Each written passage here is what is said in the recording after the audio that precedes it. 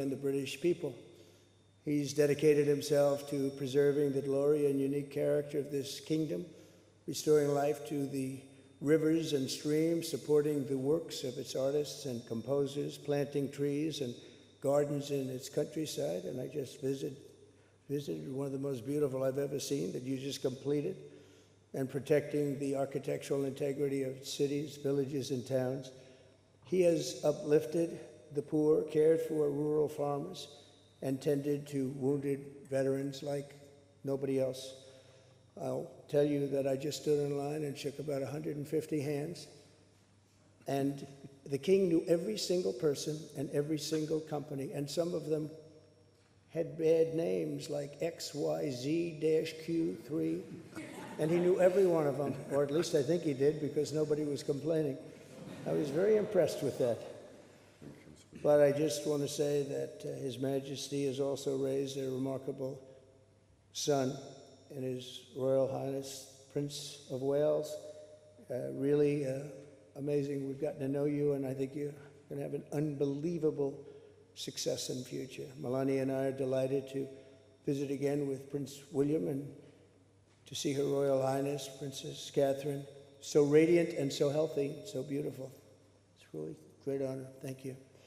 Many years ago, His Majesty opened his archives to a biographer. Among the documents was a letter from 1993 in which he described the patriotism and guided his many projects. He wrote that he was, quote, entirely motivated by a desperate desire to put the great back into Great Britain. In the finest tradition of British sovereigns, he has given his whole heart, everything he's got, to those parts of Britain that are beyond the realm of mere legislation. It's not easy, but which define its essence and its virtue, its harmony and its soul. It's an amazing calling, and there's nobody that's answered that calling like you have. A fifth of all of humanity speaks, writes, thinks, and prays in the language born on these isles and perfected in the pages of Shakespeare and Dickens and Tolkien, Lewis, Orwell, and Kipling. Incredible people, unbelievable people like we have rarely seen before, probably won't see again. The lion-hearted people of this kingdom defeated Napoleon, unleashed the Industrial Revolution, destroyed slavery, and defended civilization in the darkest days of fascism and communism. The British gave the world the Magna Carta, the modern parliament, and Francis Bacon's scientific method. They gave us the works of Locke, Hobbes, Smith, and Burke, Newton, and Blackstone. The legal, intellectual, cultural, and political traditions of this kingdom have been among the highest achievements of mankind. There's really never been anything like it. The British Empire laid the foundations of law, liberty, free speech, and individual rights virtually everywhere the Union Jack has ever flown, including a place called America. You know that place very well, don't you? His Majesty spoke eloquently about the bond which inspired Sir Winston Churchill, and the bust is in the Oval Office right now, the beautiful bust of Winston Churchill, to coin the phrase special relationship. But seen from American eyes, the word special does not begin to do it justice. We're joined by history and fate, and by love and language, and by transcendent ties of culture, tradition, ancestry, and destiny.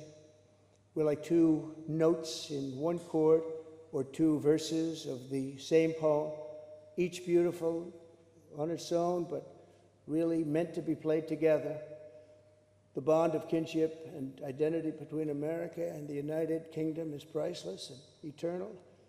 It's irreplaceable and unbreakable, and we are, as a country, as you know, doing unbelievably well. We had a very sick country 1 year ago, and today, I believe we're the hottest country anywhere in the world.